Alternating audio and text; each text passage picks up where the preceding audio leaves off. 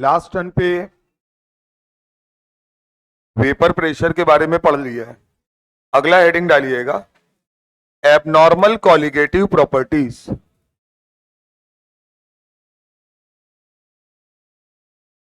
Abnormal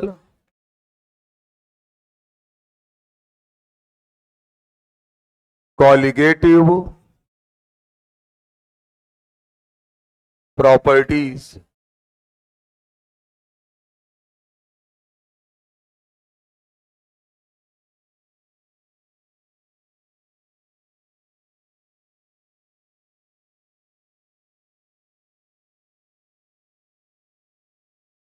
अगर बात की जाए एबनॉर्मल का मामला अभी समझ लेंगे, बात कर रहे हैं कॉलिगेटिव प्रॉपर्टी की। तो इतना टर्म जो आपके सामने लिखा है कि कॉलिगेटिव प्रॉपर्टी क्या चीज है, तो आपको ध्यान रखना है ये केवल और केवल किस पर डिपेंड करता है। तो लिखिएगा depends only on number of particles of solute. केवल और केवल सॉल्यूट के नंबर ऑफ पार्टिकल्स पर डिपेंड करता है। सॉल्यूट के नेचर से कोई फर्क नहीं पड़ता। तो पहला पॉइंट, अभी एनसीईआरटी पढ़वा भी देंगे आपको, फिर जो ऐड करना है वो ऐड भी कर दिया जाएगा। पहली बात तो बिल्कुल क्लियर है कि जो कॉलिगेटिव प्रॉपर्टी है सॉल्यूशन में, वो किस पर डिपेंड करती है, हमारा सॉल्यूट कितना पड़ा है, यानी कि उसके कितने पार्टिकल्स मौजूद हैं। दूसरा पॉइंट लिखिएगा doesn't depends on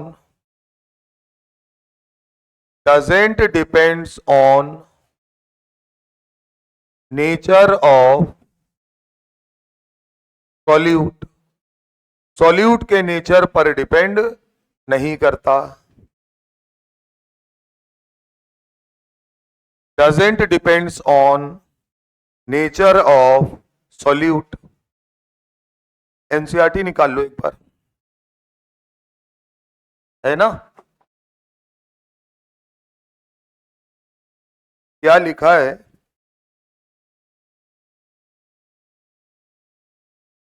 page number 15 पे है हमारे पास।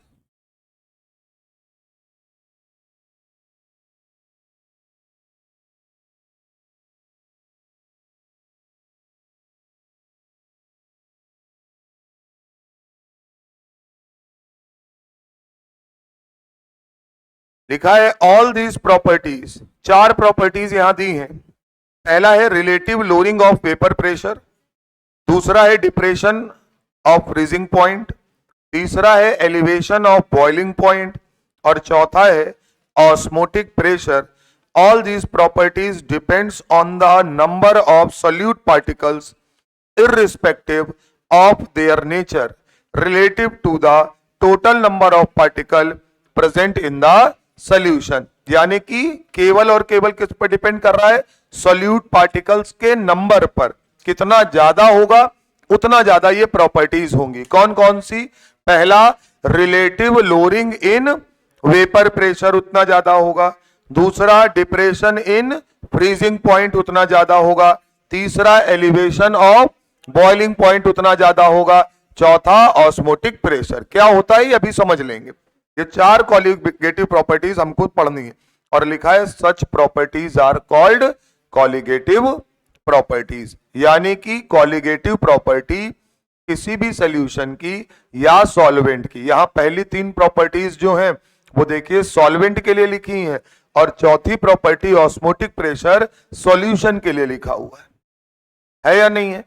ये वो चार प्रॉपर्टीज हैं, यानी जो भी प्रॉपर्टीज केवल सॉल्यूट के नंबर ऑफ पार्टिकल्स पर डिपेंड करती है उन्हें क्या बोलते हैं, कॉलिगेटिव प्रॉपर्टीज। तो नीचे लिखिएगा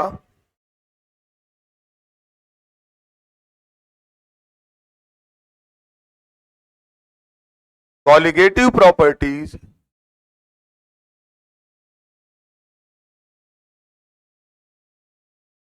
is a those type of properties These are those type of properties which only depends on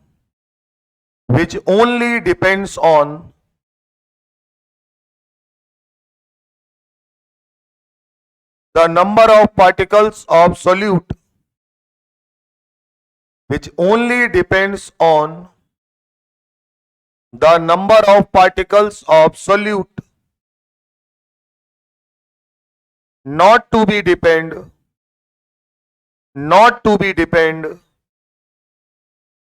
on nature of solute, not to be depend on nature of solute, like और ये colligative properties कौन कौन सी? पहला बेटा relative lowering in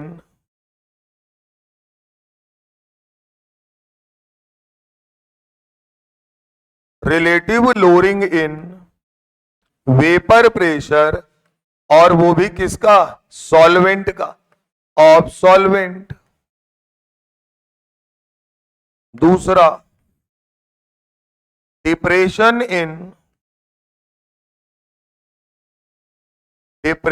in freezing point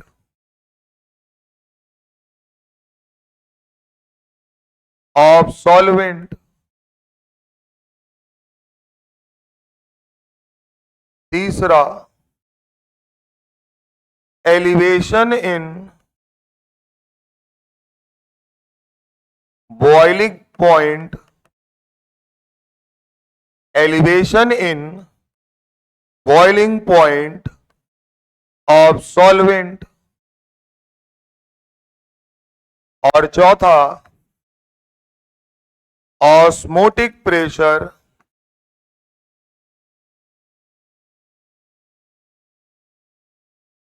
of solution. यहां solution है, underline करिएगा पहले तीन में सॉल्वेंट को और चौथे में सॉल्यूशन को। अब ये क्या कह रहा है सुनना। पहला, अगर आप यहां पर सॉल्यूट पार्टिकल्स को बढ़ा देंगे तो relative lowering in vapour pressure solvent का ज्यादा मिलेगा। दूसरा, फ्रीजिंग पॉइंट में कमी ज्यादा मिलेगी, बॉइलिंग पॉइंट में बढ़ोतरी ज्यादा मिलेगी। किसकी? सॉल्वेंट की, जिसके अंदर आप ये कर रहे हैं।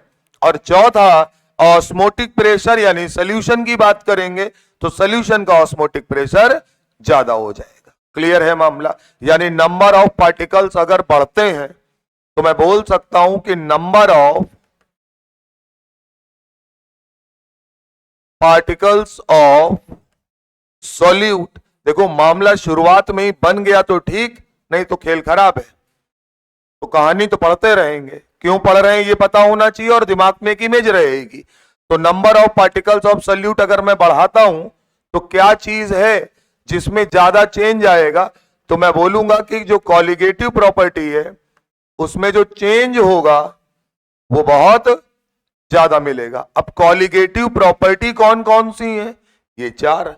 इन चारों में चेंज ज्यादा चाहिए तो नंबर ऑफ पार्टिकल ज्यादा रखो, चेंज कम रखना है तो number of particle of solute कम रखो। बना लो सर, साइड में लिख लो।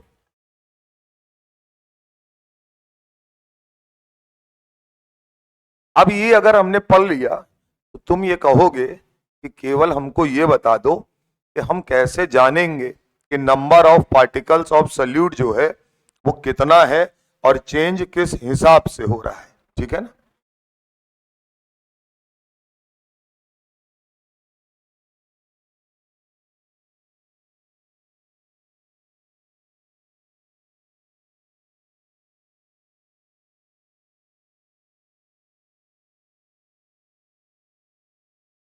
अब यहां तो इन्होंने डायरेक्ट मामला शुरू कर दिया है, अपने को डायरेक्ट में नहीं चलना है।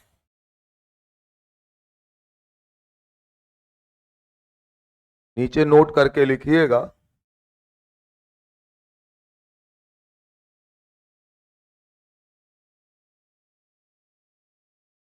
आपके सामने लिखा होगा कुछ टर्म है, देखना इधर ऊपर लिखा है ना मैंने, एबनॉर्मल लिखा है। ये परेशान करेंगे बार बार, तो मैं एक ही जगह क्लियर कर रहा हूं। एबनॉर्मल का मतलब होता है ऑब्जर्व करना। तो अगर एबनॉर्मल लिखा है तो मतलब क्या है? ऑब्जर्व। ऑब्जर्व करने का मतलब होता है कि सामने वाली चीज का एक्सपेरिमेंटल व्यू देखना। तो इसी को क्या लिखा होगा? एक्सपेरिमेंटल, यानी जो हम देख कर बता पाएंगे। बना लीजिए, तीनों टर्म एक ही है। एबनॉर्मल बोलो, ऑब्जर्व बोलो या एक्सपेरिमेंटल बोलो। तो अगर एबनॉर्मल है तो अगला टर्म क्या होगा? नॉर्मल। नॉर्मल बोलोगे तो क्या ये थ्योरी के हिसाब से चलेगा? तो नॉर्मल को ही क्या कहा गया? थ्योरेटिकल। नॉर्मल मतलब थ्योरेटिकल, या थ्योरेटिकल को ही आप बोल सकते हैं कैलकुलेटेड। क्या बोल सकते हैं? कैलकुलेटेड। ये वो टर्म है जो बार बार एक बच्चे को परेशान करते हैं। यार कभी एबनॉर्मल बोल दे रहा है, कभी ऑब्जर्व बोले दे रहा है, कभी एक्सपेरिमेंटल बोल रहा है। तीनों बातें एक ही। अब इनके बीच का डिफरेंस क्या है समझना, छोटी सी बात है, तुम अभी पकड़ लोगे।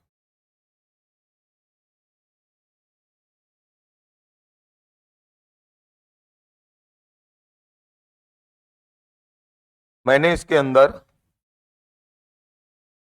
1 मोल ग्लूकोज डाला। क्या डाला? ग्लूकोज। ग्लूकोज जैसे ही मैंने पानी के अंदर डाला, ये वाटर है यानी कि सॉल्वेंट है। पानी समझना, अगर 1 मोल ग्लूकोज डाला है तो सीधी सी बात है कि जब पानी के अंदर देखेंगे तो ग्लूकोज टूटता तो है नहीं। हमको क्या नजर आएगा? 1 मोल ग्लूकोज। यानी 1 मोल ग्लूकोज जो है ये हमारा नॉर्मल वे था जो हमने डाला है। इसी को हम थ्योरेटिकली बोलेंगे तो 1 मोल है, इसी को हम कैलकुलेटेड बोले तो 1 मोल है। अब जब हमने पानी के अंदर डाल दिया तो इसका मतलब जाहिर सी बात है कि अब हम इसे ऑब्जर्व कर रहे हैं। अगर हम ऑब्जर्व कर रहे हैं तो देख रहे हैं कि एक्सपेरिमेंटली भी वो कितना है? 1 मोल है। तो यहां कोई अंतर आया नहीं। जो वैल्यू ऑब्जर्व की गई वही वैल्यू थ्योरेटिकली सही भी थी। इसी के अंदर साहब 1 मोल NaCl डाला। क्या डाला? NaCl। अब जैसे ही NaCl डालेंगे तो NaCl तो जैसे ही पानी में आएगा वो तुरंत टूट जाएगा Na प्लस और Cl माइनस में। तो क्या अगर इसका एक मॉलिक्यूल टूटता है तो एक Na आयन और एक Cl माइनस निकाल देता है। तो क्या 1 मोल अगर है तो यहां 1 मोल Na प्लस और 1 मोल Cl माइनस दिखेगा। तो इसका मतलब हमें इसके अंदर टोटल ये पीले वाले कितने दिखेंगे? 2 मोल। टोटल आयन कितने हो गए? 2 मोल। अब तुम मुझे बताओ कि क्या हमने थ्योरेटिकली तो 1 मोल लिखा था, लेकिन जब हम पानी में उसको ऑब्जर्व करेंगे तो वो कितने मोल हो जाएगा? 2।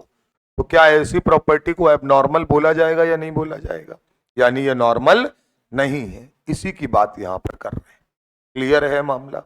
एक बात हमको ये बता दो, अगर मैं ग्लूकोज डालूं 1 मोल और 1 मोल NaCl डालूं तो कॉलिगेटिव प्रॉपर्टी में चेंज किसके द्वारा ज्यादा मिलेगा? क्योंकि सॉल्यूट के पार्टिकल जितने ज्यादा, क्या लिखा है? नंबर ऑफ पार्टिकल, मॉलिक्यूल नहीं लिखा है। तो नंबर ऑफ पार्टिकल जितने ज्यादा, तो क्या 2 मोल पार्टिकल हो गए? इसका मतलब इसके द्वारा कॉलिगेटिव प्रॉपर्टी में चेंज ज्यादा मिलेगा। तो मैं बोलूंगा कॉलिगेटिव प्रॉपर्टी में जो चेंज हमें दिखेगा वो ज्यादा दिखेगा। बना लीजिए सर वो डायग्राम। तो मेरे हिसाब से बात आपकी समझ में आनी चाहिए।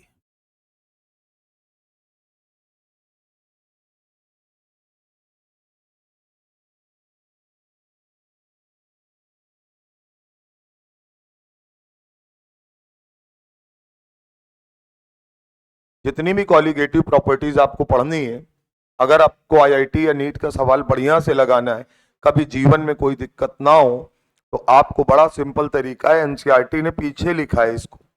मेरा मानना यह है कि ये पहले पढ़ लो, कि जितना पहले पढ़ लोगे उतना चीजों को आसानी से कर ले जाओगे।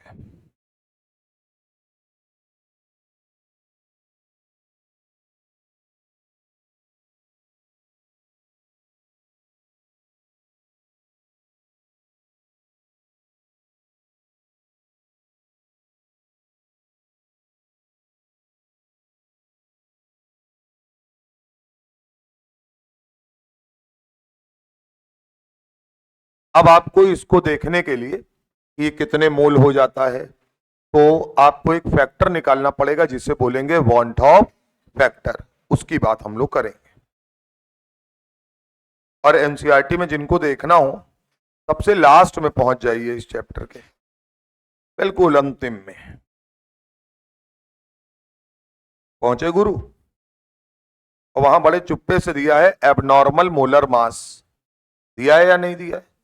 और वहीं पर ही देखिए आपको आगे सारी कहानी आई मिल जाएगा, मिला है, जिसे क्या बोल रहे हैं, वांट ऑफ फैक्टर। इसी को पढ़ने के बारे में हम लोग बात कर रहे हैं।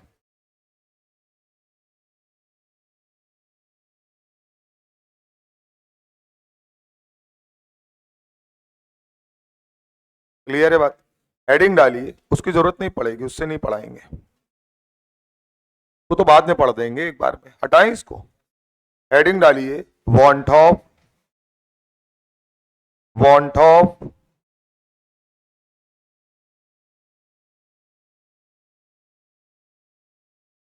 फैक्टर, जिसको अपन रिप्रेजेंट करते हैं बेटा आई से। वांट ऑफ फैक्टर आई लिखिएगा। For electrolytic solute,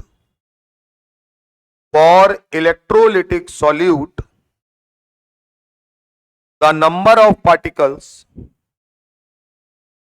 would be different, the number of particles would be different from the number of particles actually added. The number of particles would be different from the number of particles actually added due to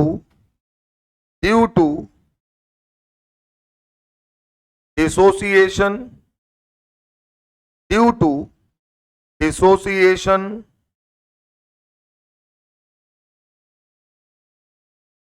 oblique association of solute. या तो solute टूटेगा या solute जुड़ेगा, अगर कुछ नहीं हुआ तो जो है वही रहेगा। तो मैं यहां पर अगर बोलूं तो पहला लिखिएगा I बराबर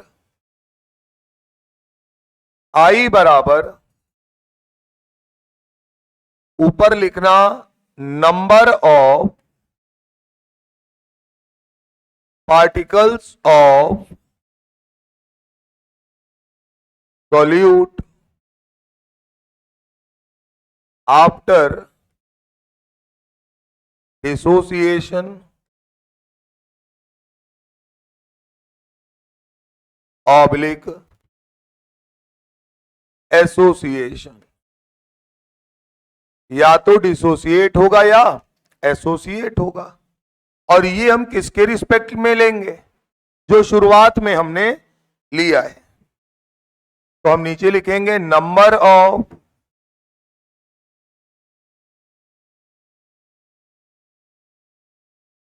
particles of solute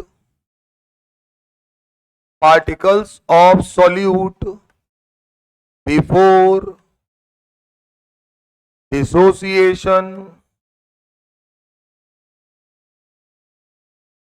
oblique association. Dissociation या एसोसिएशन से पहले लिए गए पार्टिकल्स।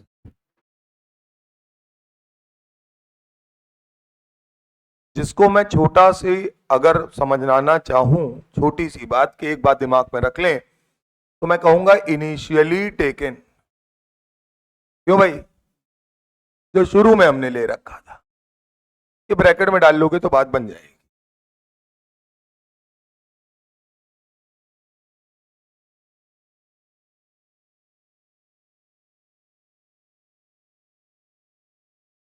चलें सर, इसी को कहा गया आई बराबर, इधर देखना,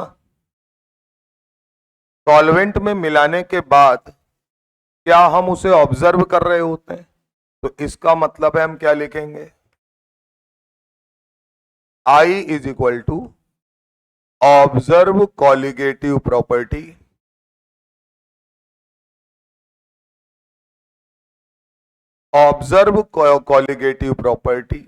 divided by normal colligative property. Observe upon normal होता है सर।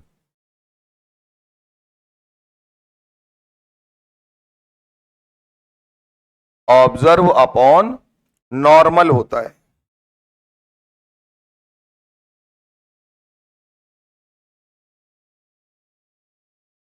अच्छा ये बताओ, हम यहां पर जब रखेंगे तो क्या मोल्स रखेंगे? अगर मोल्स रखेंगे तो मोल क्या वेट अपॉन मॉलिक्यूलर वेट होता है। यानी मैं बोल सकता हूं कि जो आई होगा वो किसके इनवर्सली प्रोपोर्शनल होगा? मॉलिक्यूलर वेट ऑफ सॉल्यूट के। लिख लीजिए sir, i inversely proportional to molecular weight of solute. आओ भाई पहले देखते हैं मामला क्या है। पहला हेडिंग डालिए। अच्छा ये बता दो, इलेक्ट्रोलाइट, एक टर्म आएगा क्या? इलेक्ट्रोलाइट। इलेक्ट्रोलाइट कौन होता है? इलेक्ट्रोलाइट वो होता है जो आयंस में टूटता है। जो आयन में टूट जाता है उसे क्या बोलते हैं? इलेक्ट्रोलाइट। अब इस इलेक्ट्रोलाइट की प्रॉपर्टी डिपेंड करेगी, यानी ये हमेशा डिसोसिएशन वाला पार्ट है, ये डिसाइड करेगा कि वो कितना टूट रहा है। तो उसे हम बोलेंगे डिग्री ऑफ डिसोसिएशन। एक टर्म आएगा क्या? Degree of dissociation. Degree of dissociation का मतलब होता है डिसोसिएशन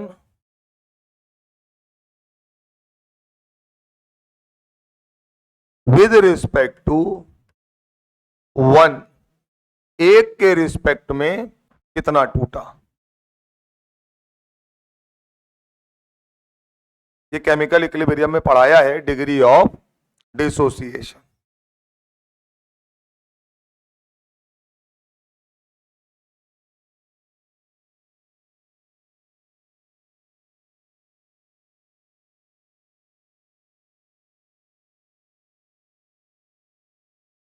तो पहला केस है सर केस 1। अगर हमारा इलेक्ट्रोलाइट क्या हो रहा है?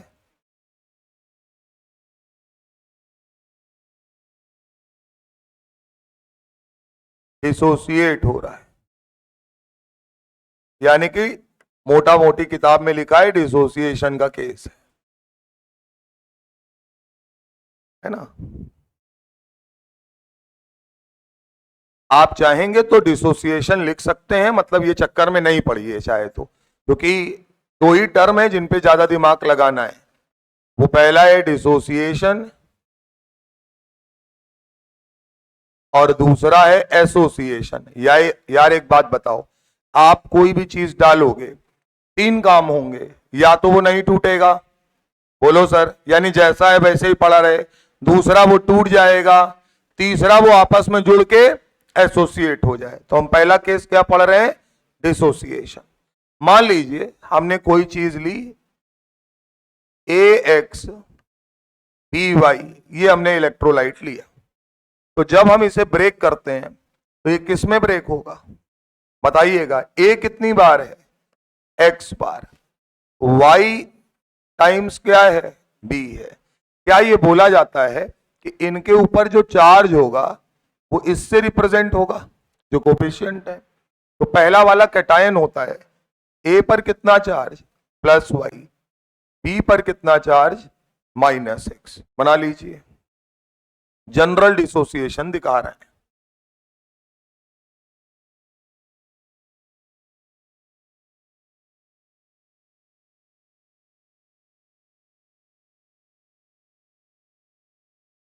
टाइम t बराबर 0 पर, टाइम t बराबर 0 पर हमने इसका कंसंट्रेशन क्या लिया? C। तो क्या उस टाइम पर कुछ भी टूटा? नहीं होगा, 0 0। एक टाइम t इक्विलिब्रियम टाइम है जिसमें जितना टूटना उठना था टूट गया। तो अब सुनना, यहां पर हम एक टर्म ले रहे हैं अल्फा, ऊपर लिखा है क्या है? Alpha. Dissociation with respect to 1। तो एक बात बताओ, एक से कितना टूटेगा? अल्फा। तो C से कितना टूटेगा? C alpha. तो क्या यहां लिखेंगे? C minus C alpha.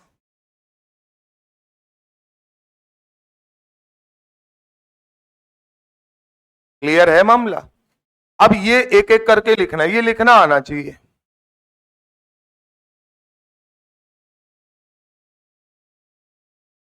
अब तुम मुझे बताओ, ये भूल जाओ, ये इक्वेशन क्या बताती है?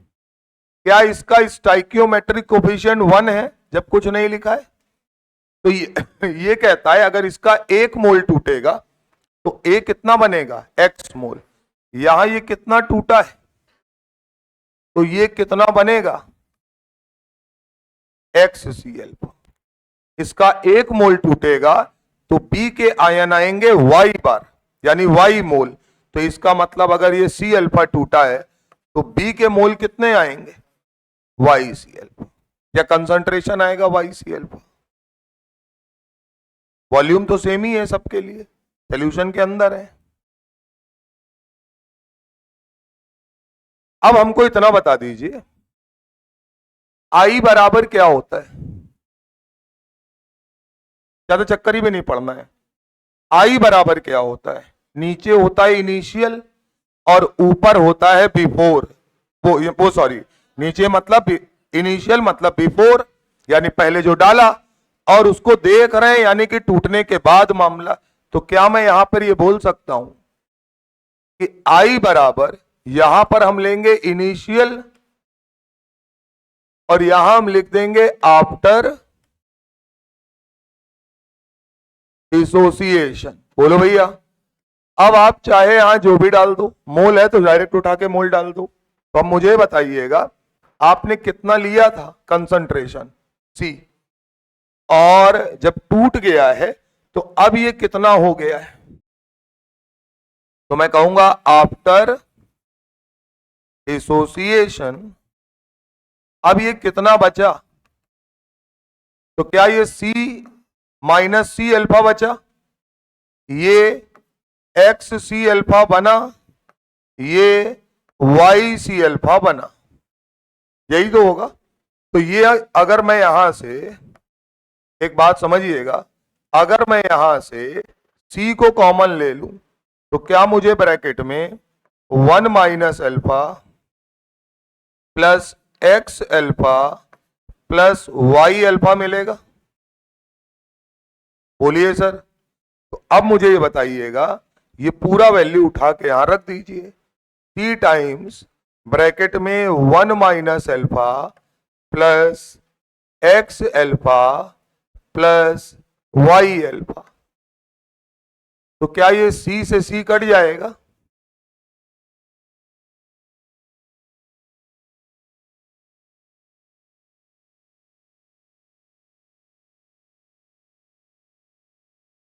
ठीक बात।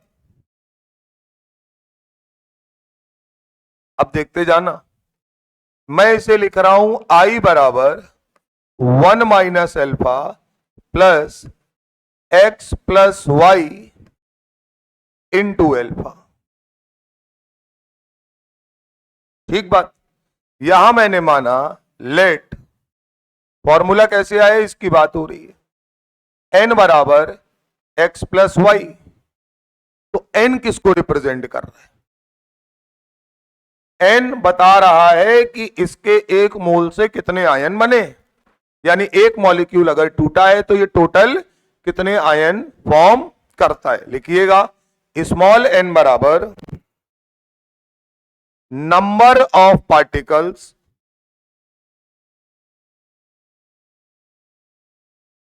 स्मॉल एन बराबर नंबर ऑफ पार्टिकल्स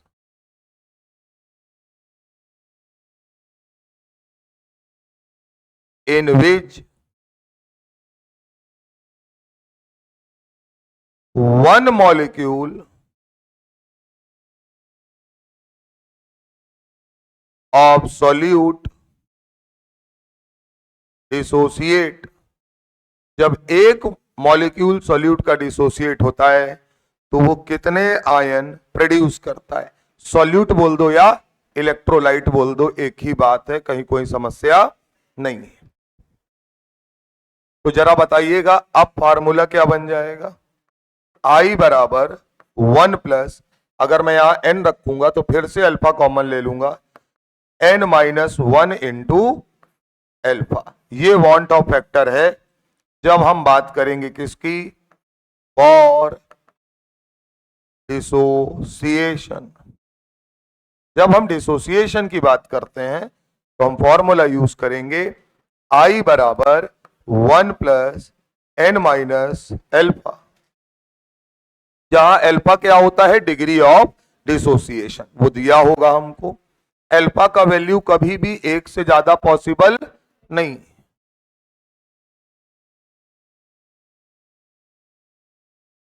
अच्छा एक बात बताओ, इधर देखो, क्या ये बात तय है जब भी डिसोसिएशन होगा n का वैल्यू हमेशा 1 से ज्यादा आएगा? अरे बोलो ना यार, तभी तो टूट के ज्यादा मिलेगा। एन यही बता रहा है ना कि कितना टूटेगा कितने आयन में, तो ये तो या तो 2 आएगा, 3 आएगा, 4 आएगा, ये कभी एक तो नहीं आएगा। इसका मतलब ये वैल्यू पूरी क्या पॉजिटिव आएगी, ये 1 के साथ हमेशा जुड़ेगा, यानी मैं बोल सकता हूं कि for dissociation I always greater than 1। जब भी केस किसका होगा, डिसोसिएशन का, I कभी भी लेस देन 1 आने वाला नहीं है। एल्फा एक से बड़ा नहीं हो सकता है, I तो बड़ा होगा ही होगा।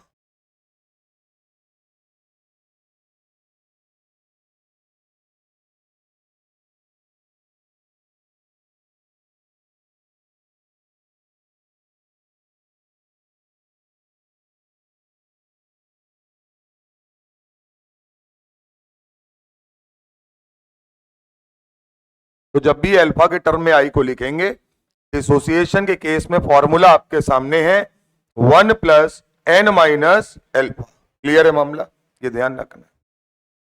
अब एक बात बताओ, अगर हम तुमसे कहें कि I बराबर ये आया है 1 plus n minus 1 into alpha, ये अलग कर लो। अब हमको सिर्फ इतना बताना कि अगर मैं ये चीज अप्लाई करूं, देखते जाना, NaCl, यहां मैं लिख रहा हूं BaCl2, यहां मैं लिख रहा हूं मान लो Al2SO4 का होल थ्राइस, बना लो तीनों, तीनों बनाओ, NaCl, BaCl2, Al2SO4 का होल थ्राइस। और अब हमको ये बताओ इनके लिए n बराबर क्या क्या होगा। भाई n मतलब जो मॉलिक्यूल है वो कितने आयन दे सकता है। क्लियर है मामला। कितने आयन में टूटेगा? Na plus Cl minus 2। यहां आओ, n बराबर 3 होगा या नहीं? 1 Ba प्लस 2 और 2 Cl माइनस। यहां आइए, क्या n बराबर 5 होगा या नहीं?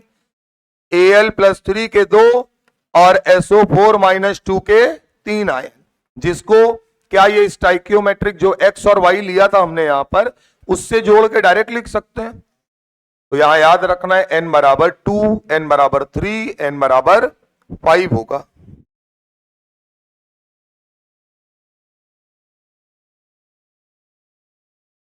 अब ये वैल्यू हम तब यहां यूज करेंगे जब हमें वो अल्फा दे दे। अल्फा क्या है? Degree of dissociation.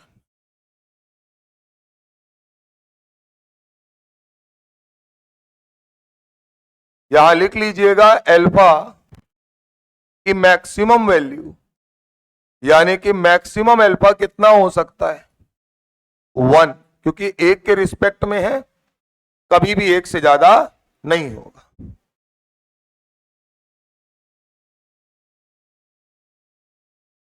अगर मुझे अल्फा निकालना है और मुझे परसेंटेज ऑफ अल्फा दिया है, तो यानी कि विद रिस्पेक्ट टू 100 दिया हुआ है, तो क्या मैं हमेशा 100 से डिवाइड करूंगा तभी मैं अल्फा निकाल पाऊंगा बेटा?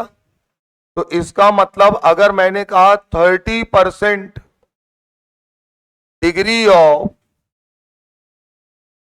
डिसोसिएशन है, क्या है?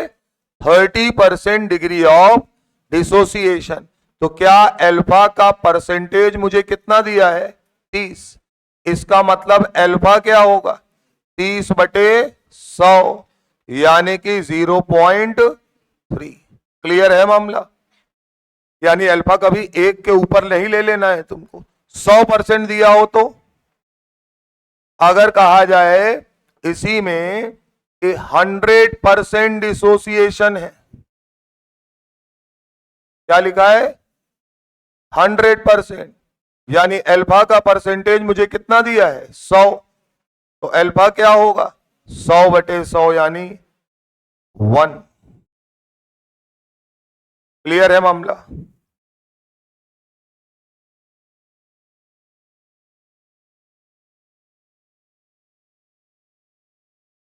नीचे लिख लीजिएगा ये सब बना के, क्योंकि पढ़ने के बाद एक ज्ञान ये रह जाता है, यार ये n क्या है? ये n हम नॉर्मल वैल्यू लिख रहे हैं कि अगर कोई मॉलिक्यूल टूटेगा तो वो इतने आयंस में देता है। क्लियर है बात? बाद में तो उसके मोल पे डिपेंड करेगा कि वो कितना मोल लिए, वो कितना मोल जाएगा। डिग्री ऑफ डिसोसिएशन ये बताता है कि वो कितने % टूट रहा है, हम तो पूरा मान के बात कर रहे हैं। नीचे लिखना small n for dissociation means,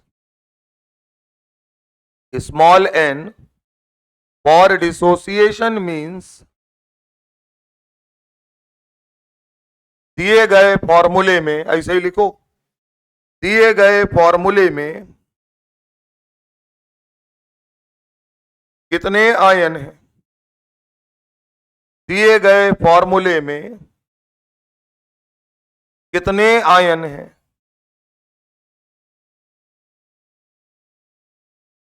ठीक बात। तो डिसोसिएशन को हमने n और अल्फा के टर्म में लिख लिया है सर। अब अगला पार्ट हटाया जाए इसको। आपने पढ़ रखा है कि I inversely proportional to molecular weight होता है। I में हम लोग क्या लिख रहे थे? ऊपर ऊपर क्या लिख रहे थे? ऑब्जर्व। नीचे क्या लिख रहे थे? नॉर्मल या कैलकुलेटेड? अरे बोलो ना यार, नॉर्मल या कैलकुलेटेड? या ऐसे मान लो नॉर्मल लिख दे रहे, अभी ऑब्जर्व की बात कर रहे हो, यहां नीचे बोल दे रहे हैं नॉर्मल, है ना? अब तो कोई दिक्कत नहीं है। नॉर्मल मतलब जो होता है, ऑब्जर्व मतलब जो होता हुआ नजर आ रहा है। तो क्या अगर मैं मॉलिक्यूलर वेट के टर्म में लिखूंगा तो अब मुझे उल्टा लिखना पड़ेगा। तो अगर मैं तुमसे बात करूं तो क्या मैं लिखूंगा I बराबर, ऊपर क्या लिखूंगा? नॉर्मल मॉलिक्यूलर वेट नीचे क्या लिखूंगा, ऑब्जर्व मॉलिक्यूलर वेट। और ये दोनों मॉलिक्यूलर वेट हैं किसके, सॉल्यूट के ही हैं, किसी और के नहीं है साहब। ऊपर और नीचे दोनों तरफ क्या होगा, सॉल्यूट। बनाइए सर मॉलिक्यूलर वेट के टर्म में।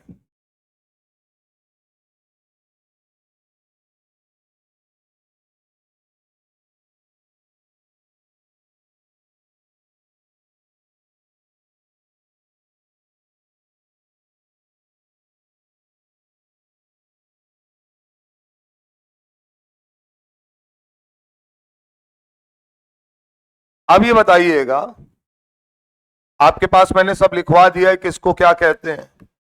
अगर मैं कहूं कि m theoretical divided by m observe, तो क्या ये सही लिखा है, बोलो। नॉर्मल कोई थियोटिकल भी बोल सकते हैं, और नीचे ऑब्जर्व ऑब्जर्व है ही है, क्या उसको एक्सपेरिमेंटल बोलो, एक ही बात है। क्या इसकी वैल्यू आपने निकाल रखी है, 1 प्लस आई की वैल्यू क्या निकाले हो, n-1 इंटू एल्फा। तो इतना मामला, ये तीनों फार्मूले, ये तीन क्या दो रिलेशन है, किसके लिए काम करेंगे,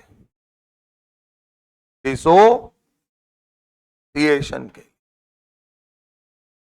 पहले तो ये बना लो,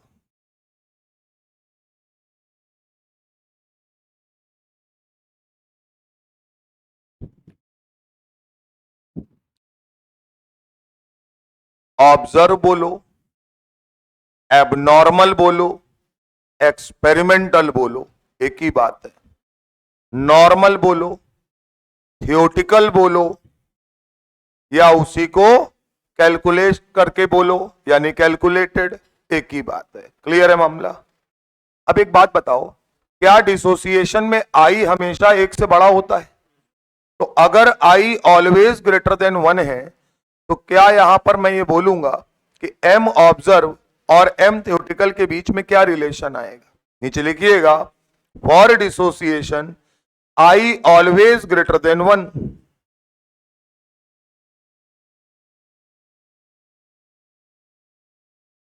for dissociation i always greater than 1। सो अब ये वैल्यू बड़ी कब आएगी एक से, जब नीचे वाला कम और ऊपर वाला ज्यादा। इसे मान लो, तो मैं बोलूंगा i ऑलवेज ग्रेटर देन 1, यानी कि molecular weight theoretical always greater than molecular weight observe. Clear है मामला।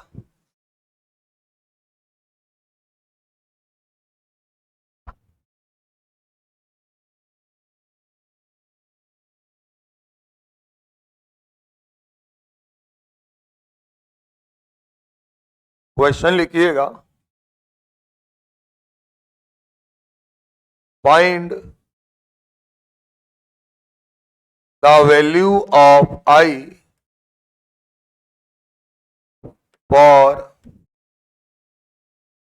30% डिसोसिएशन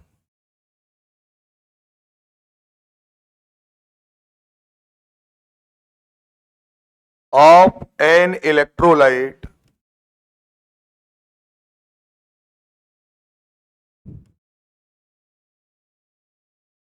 AB2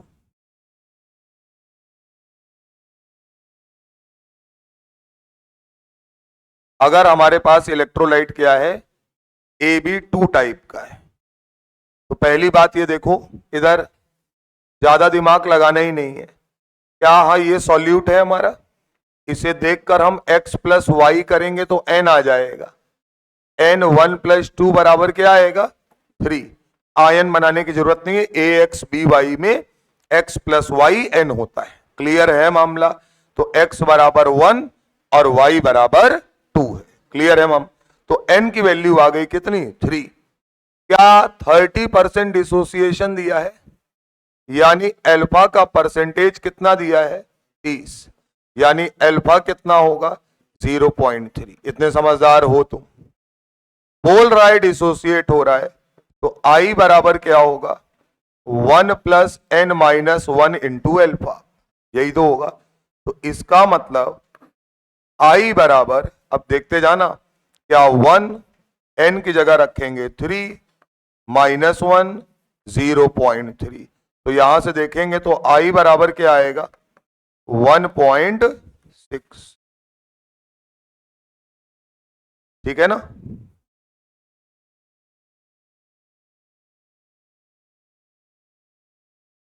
अच्छा ये बता दो, आई जो होता है वो एबनॉर्मल अपॉन नॉर्मल है या ऑब्जर्व अपॉन थ्योरेटिकल है? तो क्या मैं ये बोल सकता हूं, देखते जाना, अगर आई एन ऑब्जर्व का मतलब, या ऐसे छोड़ो एन ये भी हटाओ, सीधे लिख ही देते हैं, observe mole divided by theoretical mole, यही होता है। तो अगर मैंने इस इलेक्ट्रोलाइट के 5 मोल लिए, कितने, तो थ्योरेटिकली कितने लिए 5, गुणे आई करेंगे तो क्या ऑब्जर्व आएगा, यानी पानी में डालने के बाद या किसी में डालने के बाद अब वो क्या हो गया, तो ये क्या बता रहा है 16 पंचे 80, वो 5 का कितना हो गया 8, हो गया या नहीं हो गया। तो इसका मतलब ऑब्जर्व क्वांटिटी नॉर्मल वो थ्योरेटिकल से क्या है ज्यादा है। क्लियर है मामला। इसमें तुम कुछ भी रख सकते हो, मोल रखो, कंसंट्रेशन रखो, कोई फर्क पड़ने वाला नहीं है। क्लियर है। बस मॉलिक्यूलर वेट के केस में यह मामला पलट जाता है, क्योंकि मोल के लिए फॉर्मूला क्या है वेट अपॉन मॉलिक्यूलर। अच्छा सॉल्यूट का वेट तो चेंज होगा नहीं। अरे तुम्हें यह लग रहा होगा ये फार्मूला आया कहां से, क्या यहां लिखते observe mole divided by theoretical mole, observe mole के लिए क्या लिखते weight upon molecular weight, weight तो वही रहेगा, मॉलिक्यूलर वेट में चेंज मिलेगा, क्योंकि टोटल वेट हमेशा क्या रहता है कंजर्व, 50 ग्राम डाले तो 50 है ना ग्राम रहेगा अंदर। इसका मतलब है कि मॉलिक्यूलर वेट में केवल पलटाना है फॉर्मूला, बाकी नॉर्मल यही रहने वाला। ठीक है। और अच्छा ये बताइए, इसका मतलब अगर हम 5 मोल ग्लूकोज डालें और 5 मोल NaCl डालें या ये वाला इलेक्ट्रोलाइट डाल दें, तो क्या इस वाले इलेक्ट्रोलाइट के 5 के 8 हो जाएंगे, ग्लूकोज 5 का 5 ही रहेगा। तो कौन है जो ज्यादा चेंज लाएगा कॉलिगेटिव प्रॉपर्टी में, ये वाला इलेक्ट्रोलाइट। क्लियर है बात। इसलिए हम क्या पढ़ रहे हैं, आई को निकालना।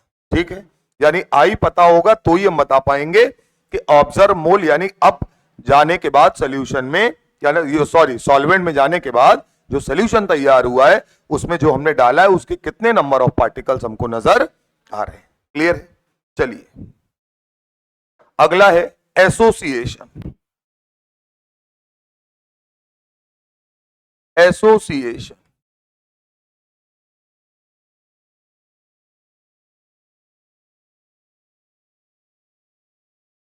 एसोसिएशन का मतलब बोलो, आपस में जुड़ जाएंगे। तो हमने क्या किया, ज्यादा दिमाग लगा ही नहीं रहे, पॉलीमर पढ़ा हुआ है आपका, कोर्स से हट गया कोई बात नहीं।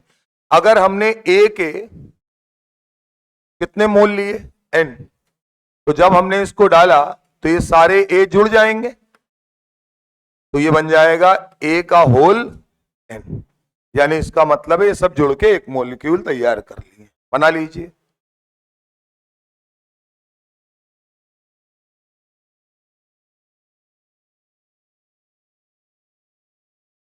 यहां पर हम एक टर्म लेंगे बीटा, जिसे हम कहेंगे डिग्री ऑफ एसोसिएशन। ये भी विद रिस्पेक्ट टू वन ही होगा, ये भी किसके रिस्पेक्ट में होगा, विद रिस्पेक्ट टू वन ही काम करेगा, जैसे अल्फा काम करता है।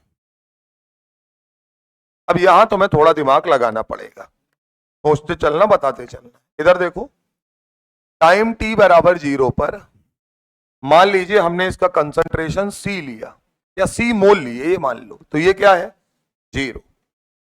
जब ये पूरा इसके अंदर चला गया, इसको जुड़ना उड़ना था, ये जुड़ लिया, तो हमें देखना पड़ेगा कि सारे जुड़ेंगे या कुछ जुड़ेंगे, तो कितने % जुड़ा है उसको कैसे देखेंगे। अब यहां क्या लिखा जाए,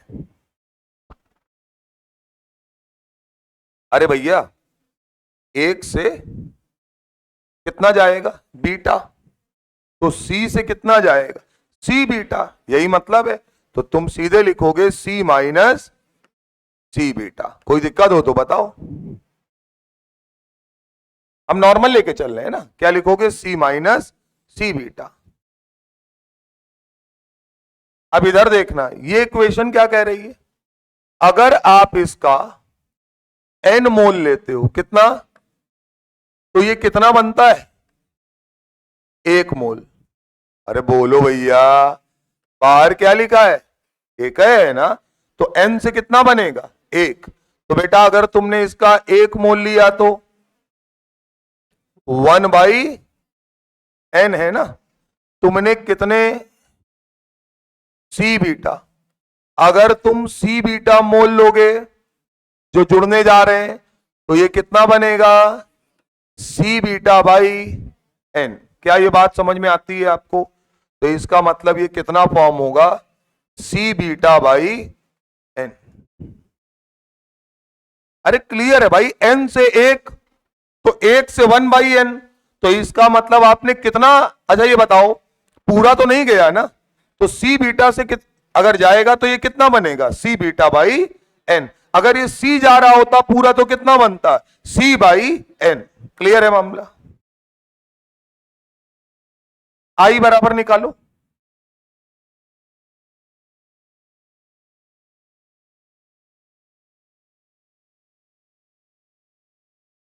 I बराबर, देखो इधर क्या लिखेंगे हम लोग, I का मतलब नीचे इनिशियल, ऊपर जो हम देखकर ऑब्जर्व कर रहे हैं। ऑब्जर्व बोल दो या फाइनल बोल दो, एक ही बात है सर।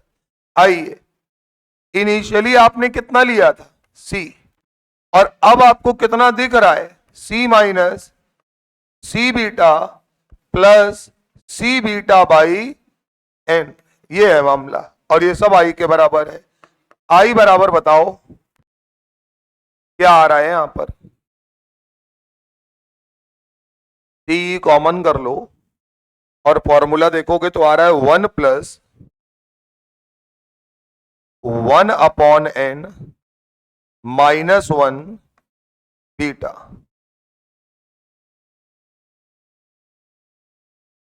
ठीक है, अब सुनते जाना बात को। इधर देखो, वहां भी मैंने बोला था n 1 से बड़ा होगा, यहां भी जोड़ने जाओगे तो n 1 से बड़ा ही लोगे। अगर n 1 से बड़ा है तो 1/n हमेशा 1 से छोटा होगा। ये अंदर का नंबर निगेटिव आएगा, इससे कुछ ना कुछ घटेगा, यानी I always less than 1।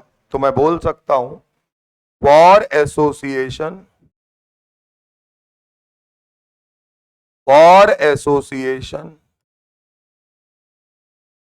I always less than 1।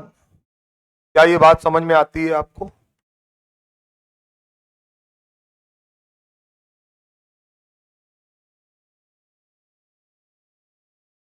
ठीक बात। अब अगर I लेस देन 1 है तो क्या हम लोगों ने अभी पीछे एक फॉर्मूला बनाया था, देखिएगा sir, m theoretical m observe, क्योंकि I क्या होता है, m theoretical divided by m observe. तो अगर ये नंबर 1 से कम आना है तो क्या नीचे वाले को बड़ा और ऊपर वाले को छोटा होना पड़ेगा?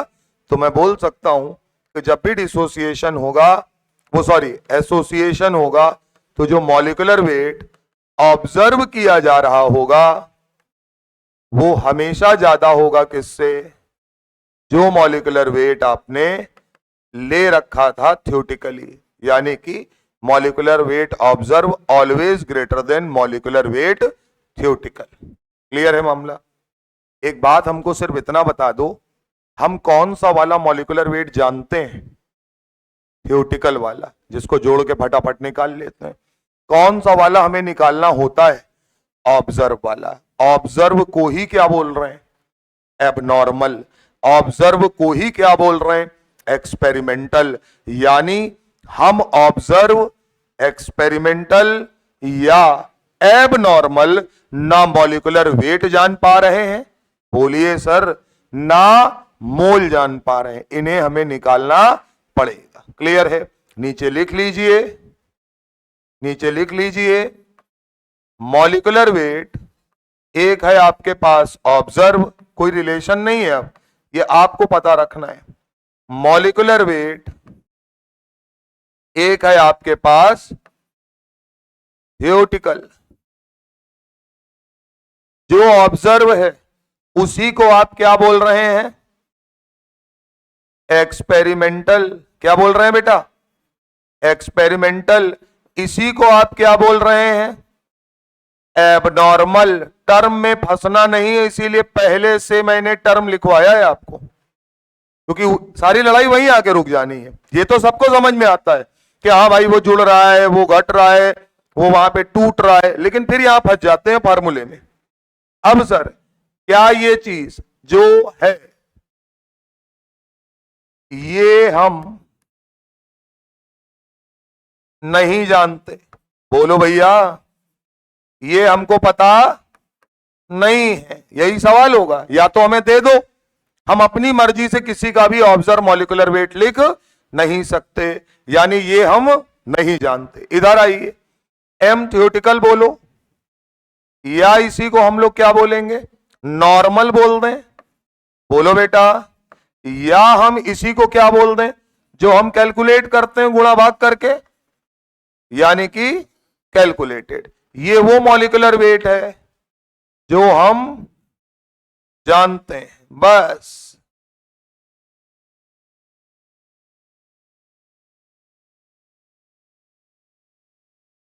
गलती होने की संभावना खत्म हो जाएगी।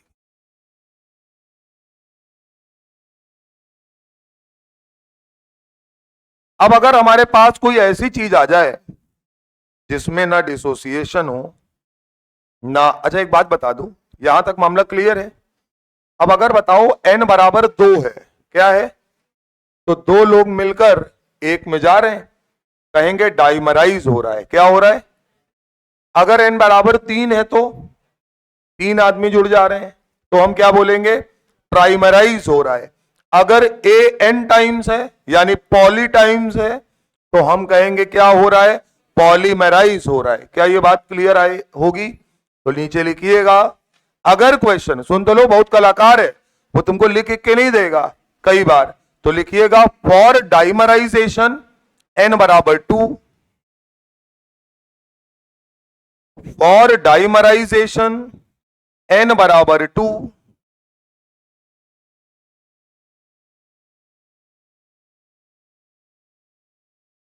फॉर ट्राइमराइजेशन n बराबर 3, फॉर ट्राइमराइजेशन n बराबर 3, फॉर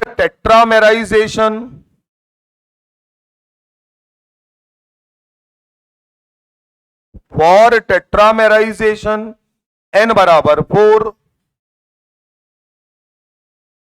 बीटा बराबर, लिखो बीटा बराबर degree of association, beta degree of association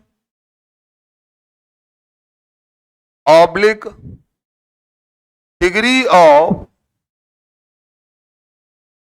dimerisation और ट्राइमराइजेशन और टेट्रामेराइजेशन डैश डैश डैश, यानी कि जो कर रहे हो वही डिग्री ऑफ डाइमराइजेशन बोलो, ट्राइमराइजेशन बोलो और टेट्रामेराइजेशन। यहां तक तो कोई समस्या है नहीं। अब एक बात बताओ, आई क्या होता है, ज्ञान नहीं चाहिए ओए, ज्ञान नहीं, ज्ञान खत्म, 1.5 घंटा हो गया, 1 घंटा होने वाला है, ज्ञाने दे रहे हैं तुमको। आई बराबर मोटा मोटी बात बोलो, ऊपर बोलो क्या है, ऑब्जर्व। ऑब्जर्व ही को हम क्या बोलते हैं, नॉर्मल के एबनॉर्मल, एबनॉर्मल। तो एबनॉर्मल बोलो या ऑब्जर्व बोलो एक ही बात है। क्या इसी को हम एक्सपेरिमेंटल बोलते हैं, यही मोल्स के टर्म में हो सकता है। डिवाइडेड बाय क्या, इनिशियल है, इनिशियल को हम बोलते हैं नॉर्मल, इसी को हम बोलते हैं थ्योरेटिकल, लिखा पढ़ी में। इसी को हम क्या बोलते हैं, है क्या यही जो चीज हम थियोरेटिकली लिख सकते हैं हम उसे कैलकुलेट भी कर सकते हैं, तो this is also called calculated. Clear है मामला। अब ये बताओ क्या आई बराबर मोल के टर्म में क्या होगा? नीचे क्या लिखोगे? इनिशियल, ऊपर क्या लिखोगे? ऑब्जर्व।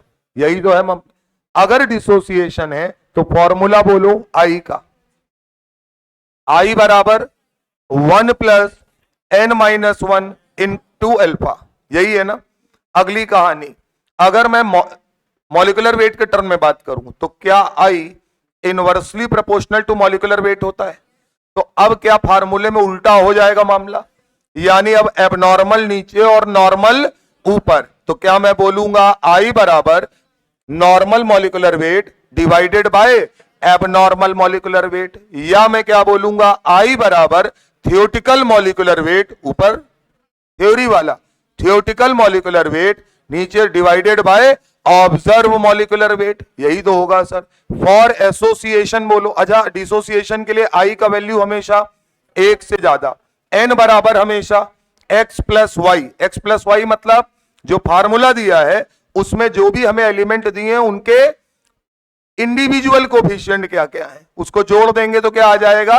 n आ जाएगा, यही तो है मतलब। या हम मोटा मोटी बात बोले, जो फार्मूला दिया है वो कितने आयन में टूटता है, यानी जो आयन वो देता है वही n बराबर लिख देते हैं। अगली कहानी सर, अगर मैं चीजों को जोड़ रहा हूं तो क्या मैं उसे एसोसिएशन बोलूंगा? एसोसिएशन में हम एक फॉर्मूले में बीटा लेंगे, बीटा को बोलेंगे डिग्री ऑफ एसोसिएशन। फॉर्मूला हमारा क्या होगा?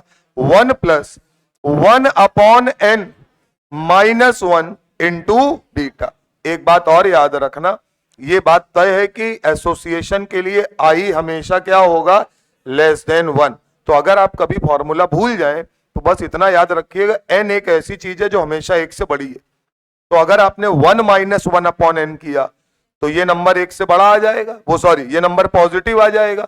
और कभी भी आई का वैल्यू एसोसिएशन में 1 से ज्यादा पॉसिबल नहीं। अरे जुड़ेगा तो घटेगी ही ना चीज, तो ये ध्यान रखना है आपको। अब मॉलिक्यूलर वेट के टर्म में अगर एसोसिएशन है तो क्या होगा? ऑब्जर्व मॉलिक्यूलर वेट थियोरेटिकल से ज्यादा होगा। बिल्कुल होगा सर, बिल्कुल होगा। ये कौन है? CH3COOH, 2 मॉलिक्यूल है आपस में जुड़े तो हम बोलेंगे क्या हो रहा है? डाइमेराइजेशन हो रहा है। ये जुड़कर बनाए CH3COOH का होल ट्वाइस। परेशान नहीं होना है, केमिकल बॉन्डिंग में बढ़िया से बताया है ऐसा। ये एसिटिक एसिड है, क्या ये हाइड्रोजन बॉन्डिंग के जुगाड़ में है और उसी वजह से ये डाइमराइज होता है? तो इसका मतलब क्या, अब जब हम इसे पहले देख रहे थे तो ये हमको ऐसे नजर आ रहा था, ये इनिशियल था, ये मॉलिक्यूल था शुरुआत में, बोलिए सर। तो ये इनिशियल वैल्यू है और अब जब हम इसे ऑब्जर्व कर रहे हैं तो ये ऑब्जर्व वैल्यू है। इसमें कौन बड़ी बात है कि मॉलिक्यूलर वेट बढ़ जा रहा है, जुड़ेगा तो बढ़ ही जाएगा साहब। क्लियर है मामला? अच्छा, अगर मैं यही चीज NaCl Na plus Cl minus बनाया, क्या ये इनिशियल है, जुड़े हुए हैं, ये ऑब्जर्व है, ये क्या है? ऑब्जर्व है। तो जाहिर सी बात है कि ऑब्जर्व में जब आयन दूर दूर हो गए तो मॉलिक्यूलर वेट क्या होगा? कम ही मिलेगा। क्लियर है मामला? तो कभी भूल जाना तो इस तरीके से भी चीजों को देखा जा सकता है। अब ये बताओ, कुछ चीजें ऐसी भी तो होंगी जो टूटेंगी ही नहीं।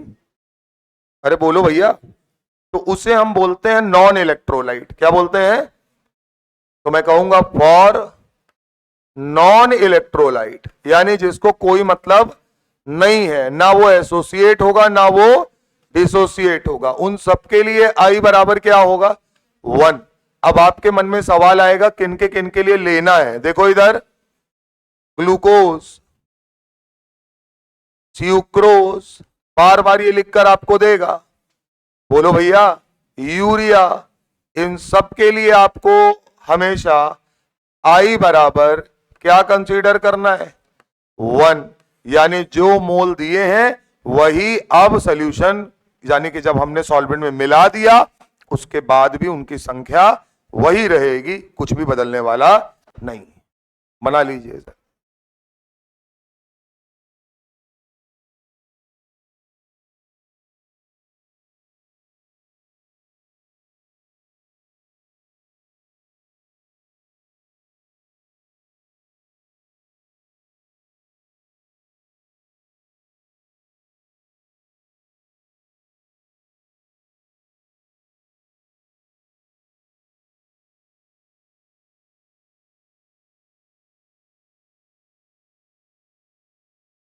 इतनी बात समझ में आनी चाहिए।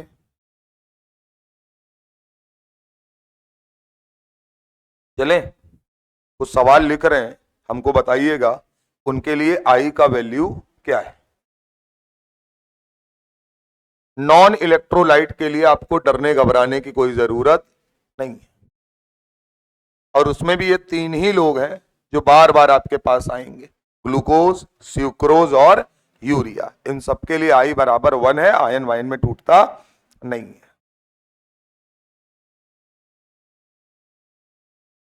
यूरिया में भी हाइड्रोजन बॉन्डिंग ना मान लेना।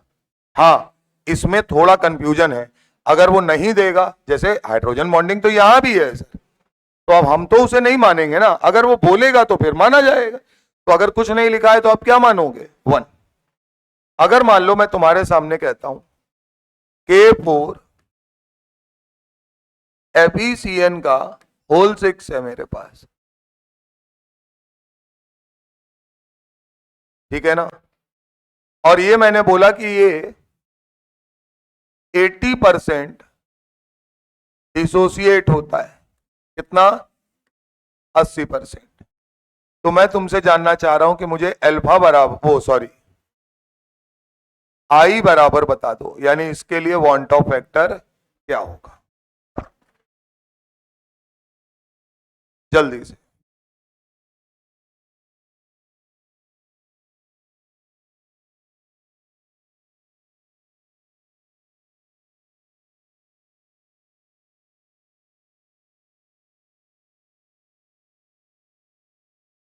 फोर 4.2 आना चाहिए सर।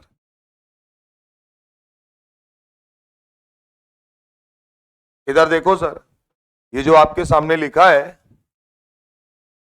K4 FeCN का होल 6, तय बात है डब्बा बना है तो यहां आयन बना होगा, इसको हम कोरिलेट कर देंगे AX BY से। यहां कुछ नहीं लिखा है तो 1 लिख लेंगे। क्या X बराबर 4 है और Y बराबर 1 है, बोलिए सर, क्या ये केस डिसोसिएशन का है। N बराबर क्या होता है, X प्लस वाई, तो पहले तो ये तय हो गया कि N बराबर क्या आएगा, 5। इसमें कोई समस्या हो तो बता दो। अगली कहानी सर, 80% डिसोसिएट हो रहा है, तो अल्फा मतलब percentage of alpha divided by 100, यानी अल्फा हमको दिया है 0.8। क्या बात समझ में आ रही है। क्या हम बोलेंगे फॉर डिसोसिएशन, अगर डिसोसिएट हो रहा है तो फॉर डिसोसिएशन आई बराबर 1 plus n minus 1 into alpha होगा। तो क्या मैं यहां से अगर निकालूं तो 1 प्लस एन की जगह रखूंगा 5 माइनस 1 इंटू एल्फा, तो एल्फा की भी वैल्यू रखी दी जाए अब 0.8, यहां से आएगा 8 चौक 32 यानी 3.2 और प्लस 1 4. मतलब समझ रहे हो, 1 मोल डालोगे तो 4.2 मोल पार्टिकल बना देगा, ये 4 गुने से ऊपर हो जाएगा डालते ही। क्लियर है मामला। तो पहला सवाल समझ में आना चाहिए, कोरिलेट करना आना चाहिए।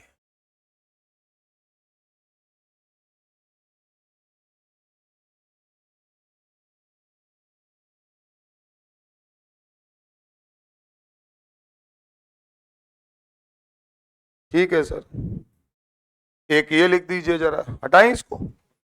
एक सवाल दे रहे हैं वो अब आप कर दीजिए। 2a से a2 बन रहा है, क्या बन रहा है? 2a से a2 बन रहा है। अल्फा बराबर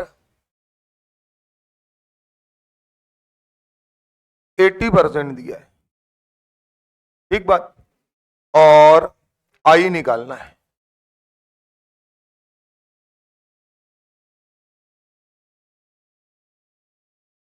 देखो तो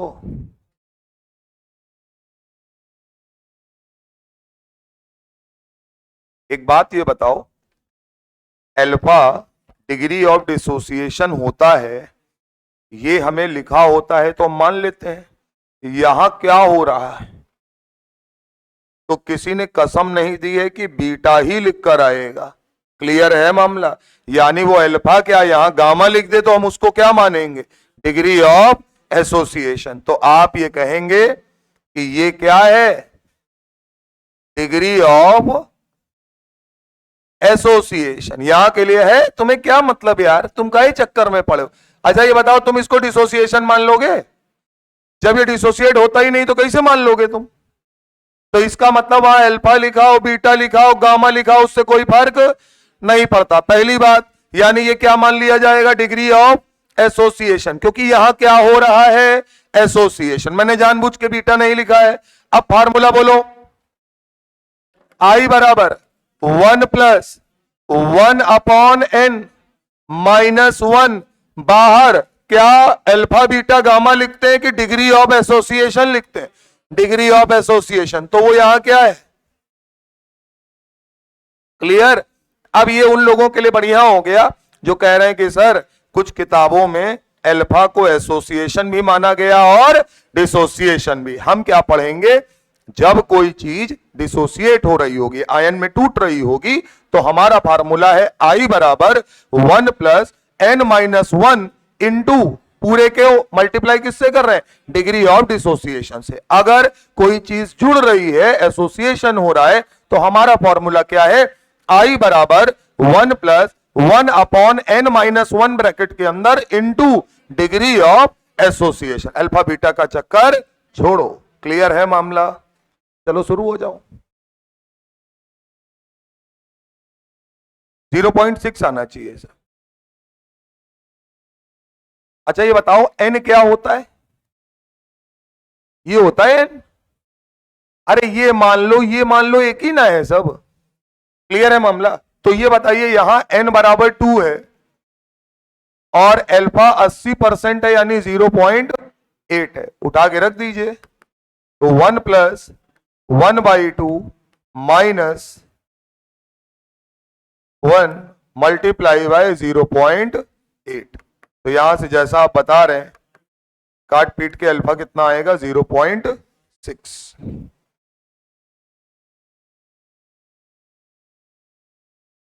अरे हाँ,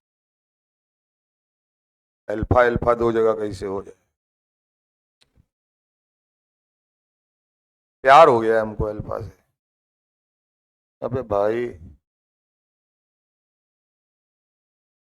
आई बराबर 1 plus 1 upon n minus 1 into degree of association. तो आई बराबर 0.6 है। अब सर क्या कहा जाता है, अगर मुझे सवाल में कुछ नहीं लिखा है, क्या कुछ नहीं लिखा है, जैसे अगर मेरे पास क्वेश्चन आया और वहां लिखा है Na2SO4, क्या लिखा है सर? Na2SO4, तो मैं इसके लिए आई बराबर डायरेक्ट क्या मान लूंगा? 3। दो Na प्लस और एक सल्फेट आयन, टोटल आयन कितने देगा? 3। तो आई बराबर डायरेक्ट क्या होगा? 3, क्योंकि यहां पर हम क्या मान रहे हैं? इधर देखिए, जब कोई चीज कुछ नहीं दी है तो हम इसे मानते हैं 100% डिसोसिएशन। क्या मानेंगे? 100% डिसोसिएशन। और ये कब माना जाएगा? जब या तो सवाल में क्या लिख दिया जाए? Strong electrolyte. बना लो सर। अगर क्वेश्चन में दिया है कुछ इस तरीके से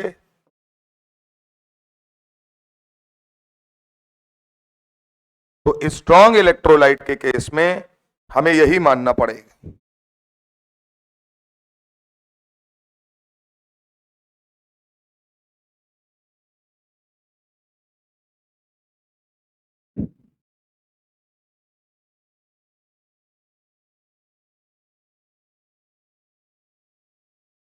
क्लियर है मामला? स्ट्रॉन्ग इलेक्ट्रोलाइट के केस में आप 100% एसोसिएशन मानेंगे। अच्छा, एक बात और भी है, अल्फा नहीं दिया है तो हम 100 ही मानेंगे, फिर हम अपनी मर्जी से कुछ कर नहीं सकते वहां पे। एक सवाल और है सर, मान लीजिए मैंने आपसे बोला 0.1 m HCN is 10% आयनाइज, तो आपको निकालना है वांट ऑफ फैक्टर का वैल्यू। आई बराबर क्या आएगा?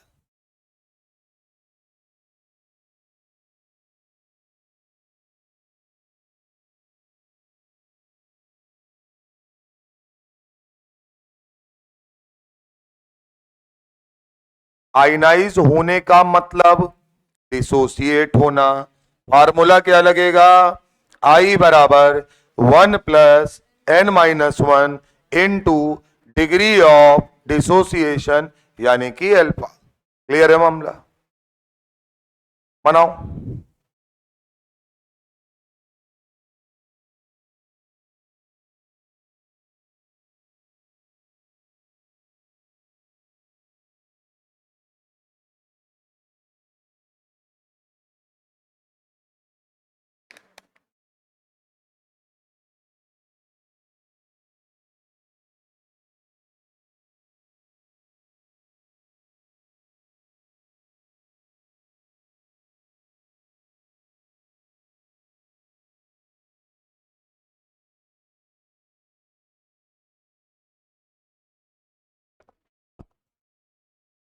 कितना आया? 1.1 आया। अच्छा, एक बात बताइएगा, आपने लगाया होगा आई बराबर n-1 इंटू एल्फा, यही है ना? क्या ये जो 10% लिखा है इसे देखकर आपने अल्फा 0.1 लिख लिया होगा? बोलो बेटा, क्या यहां पर जो HCN लिखा है इसे देखकर आपने n बराबर 2 आयन ले लिया होगा? क्लियर है बात? ये जो लिखा है ये आपके लिए क्या है? बेकार है, कंसंट्रेशन का कोई फर्क नहीं पड़ता। क्लियर है मामला? यानी ये फर्जी क्वांटिटी लिखी है, ये कुछ भी लिखा हो उससे कोई फर्क नहीं पड़ता। तो आप उठाकर जब आपने रखा होगा तो 1 + 2 - 1 इंटू 0.1, तो आई बराबर आया 1.1। बहुत बढ़िया। इतनी बात अगर आपको पता है तो आराम से आप काम कर ले जाएंगे। एक सवाल लिखिएगा, मतलब आई इसलिए बढ़िया से निकलवा रहे हैं कि आई के बिना कोई फार्मूला लगाना ही नहीं है तुमको कॉलिगेटिव प्रॉपर्टी का। क्लियर है? तो आईआईटी का हर सवाल निकल आएगा। The value of observe, the value of observe and calculated molecular weight of calcium nitrate, formula लिखिए CaNO3 का whole twice, is 65.6 and 164 respectively. Find the value of alpha.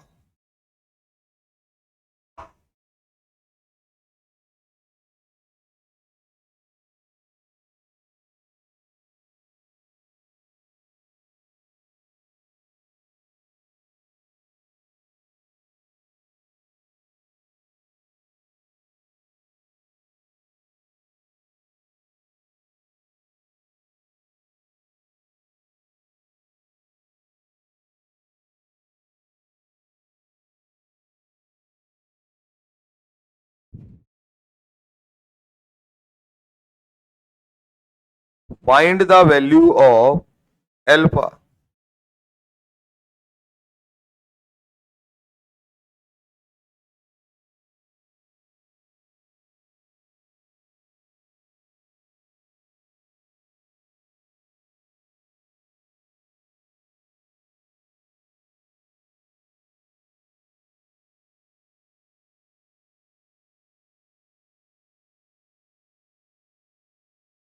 Zero point 9 ला रहा है हमारे पास है।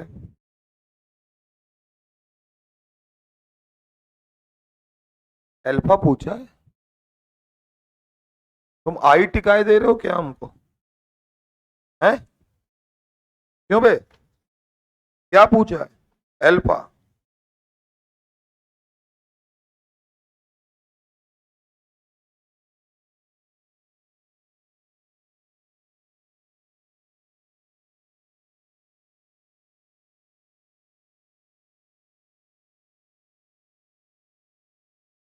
सेवेंटी, हाँ बिल्कुल सही है। परसेंटेज बोलोगे तो 75% और वैल्यू बोलोगे तो 0.75। 0.8 कहीं से नहीं आएगा। निकाल के खुश ना हो कि ठीक ही है, देखो कहां गड़बड़ की हो।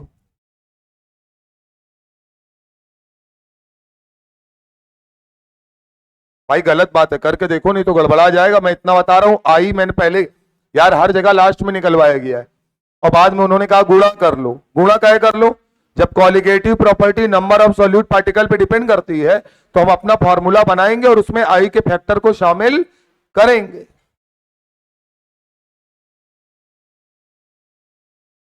क्लियर है मामला? आओ, आपको दिया है कैल्शियम नाइट्रेट CaNO3 का होल ट्वाइस, यही दिया है सर।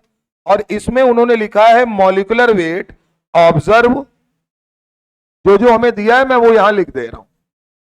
मॉलिक्यूलर वेट ऑब्जर्व जो है वो है 65.6 और मॉलिक्यूलर वेट कैलकुलेटेड, हाँ ठीक है कैलकुलेटेड टर्म यूज किया है। कैलकुलेटेड कितना है? 164। हमसे कह रहे हैं भाई इसके लिए अल्फा बता दो, ठीक है ना? ये सवाल में हमको दिया है, इतना मामला हमारे पास है। ओके सर, अब एक बात हमको ये बताओ कि अगर मैं तुमसे कहूं आई बराबर, तो मॉलिक्यूलर वेट के टर्म में फार्मूला उल्टा हो जाता है। वैसे तो आई बराबर ऑब्जर्व अपॉन कैलकुलेटेड होता है, बट मॉलिक्यूलर वेट के केस में वो क्या हो जाएगा? M calculated divided by M observe. तो सर कैलकुलेटेड है 164 और ऑब्जर्व है 65.6। सॉल्व किए थे 2.4 आएगा। 5 आ रहा है, ठीक है वो हो सकता है भाई, कॉपी में जान ही रहे हो तुम ही लोगों का है मामला। आई क्या आया? 2.5। क्लियर? अब आई आ गया तो सर हमसे पूछा गया है अल्फा बताओ। तो अल्फा के लिए हमारे पास फॉर्मूला है आई बराबर 1 plus n minus 1 into alpha, यही होगा। तो सर आई आ गया, आपने बताया 2.5, 1 प्लस, क्या ये बताइए इस सॉल्ट को देखकर हमें समझ में आ रहा है कि n बराबर 1 कैल्शियम आयन और 2 नाइट्रेट आयन, यानी n बराबर 3 है।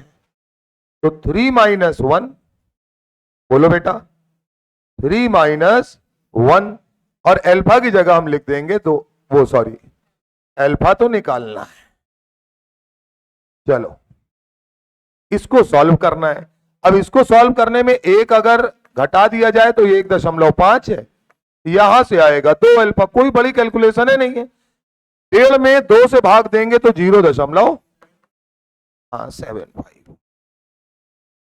तो अल्फा का कोई परसेंटेज अगर हमसे पूछेगा तो हम उसमें अल्फा की वैल्यू में 100 से गुणा कर देंगे, यानी कितना आएगा? 75%।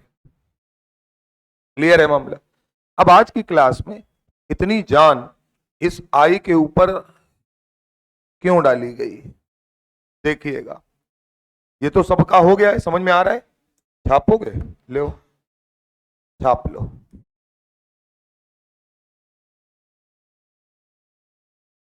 आगे क्या काम करना है ये अभी से समझ के चलना है। अब से जो बुक्स में लिखा है वो ये नहीं लिखा है सर, बिल्कुल उल्टे तरीके से बातें बताएंगे। अब आपको ध्यान रखना, इधर देखिएगा, अगर मैं यहीं पर ही हटा ही लूं, पहले इसको हटाऊं, चलो। जो पूछेंगे ये डिसाइड करेगा कि आपको भविष्य में कितना ये चैप्टर आने वाला है। देखते जाना सर। यहां हमने सबसे पहले सॉल्वेंट के रूप में वाटर डाल लिया।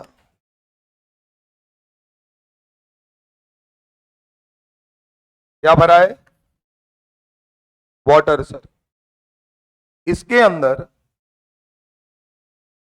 और इसका वॉल्यूम कुछ भी हो सकता है, वो अपना है मामला। इसके अंदर हमने 5 मोल ग्लूकोज के डाले। किसके डाले?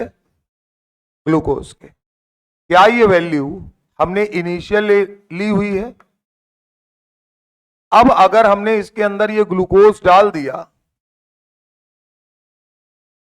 बात समझना, तो ये सॉल्यूशन बन गया। अब मैं इस सॉल्यूशन में ग्लूकोज के मोल जब लिखूंगा तो मोल ऑफ ग्लूकोज, तो क्या मैं वो इसकी इनिशियल वैल्यू को ही लिखूंगा? बोलिए सर, क्यों? क्योंकि ग्लूकोज के लिए आई बराबर क्या होता है? 1, है ना? यानी जितना है उतना ही रहेगा। तो यहां भी क्या लिखा जाएगा? 5 मोल। मतलब इसके अंदर भी कितने पार्टिकल मिलेंगे? 5 मोल पार्टिकल ग्लूकोज के मिलेंगे। ठीक सर। सेम कहानी अगर यहां ली जाए कि मान लीजिए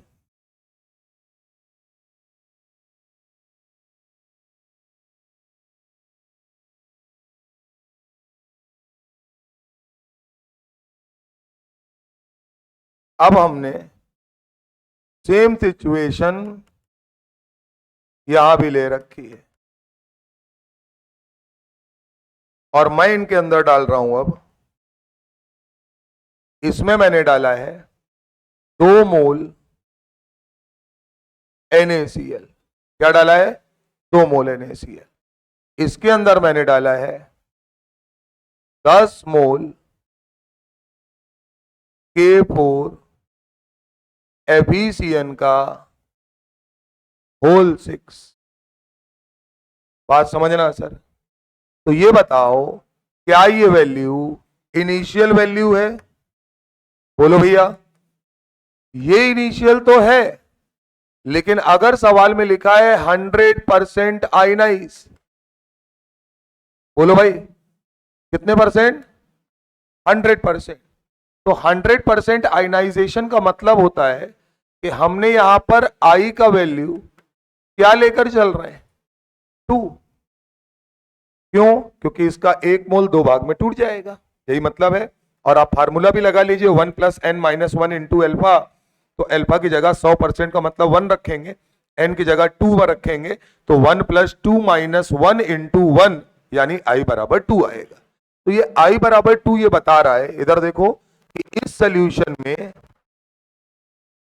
अब जब हम सोल्यूशन में मोल्स ऑफ NaCl लिखेंगे तो क्या हम I इंटू N इनिशियल लिखा करेंगे?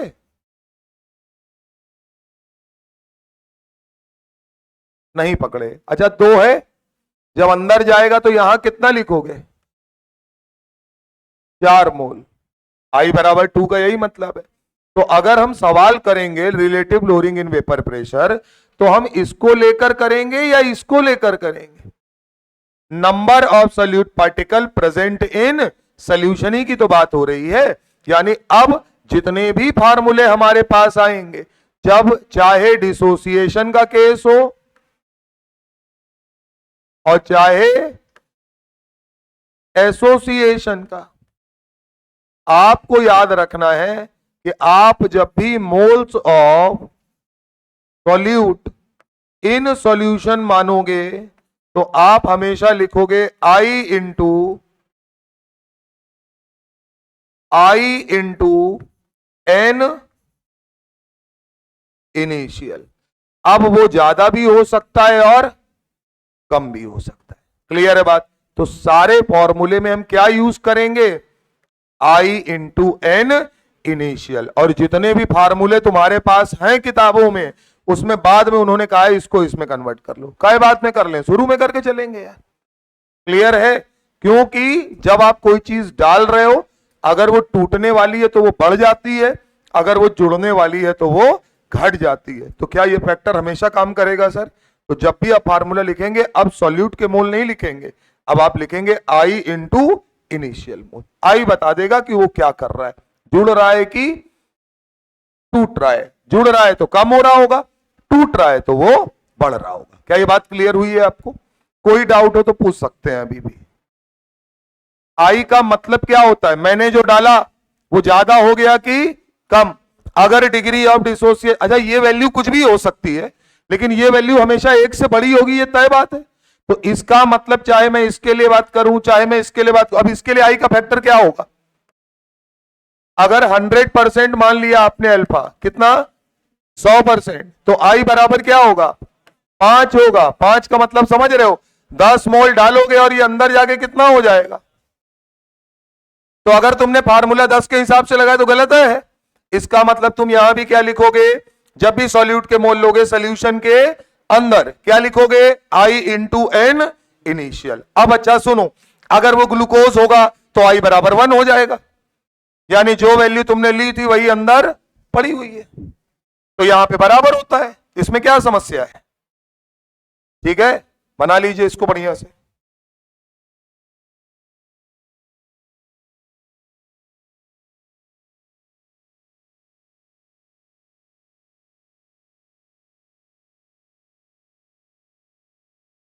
तो केवल ये नहीं है कि रट लिए कि हम I निकाल रहे हैं ना।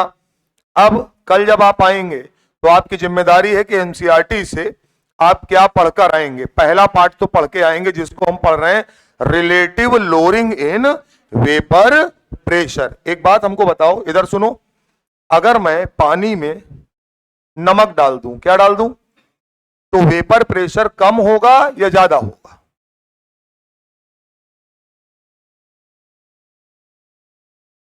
एक और बात, केवल पानी लिया, उसको गरमा रहे हैं, तो जो वेपर बनी उसको प्योर वेपर प्रेशर बोला गया।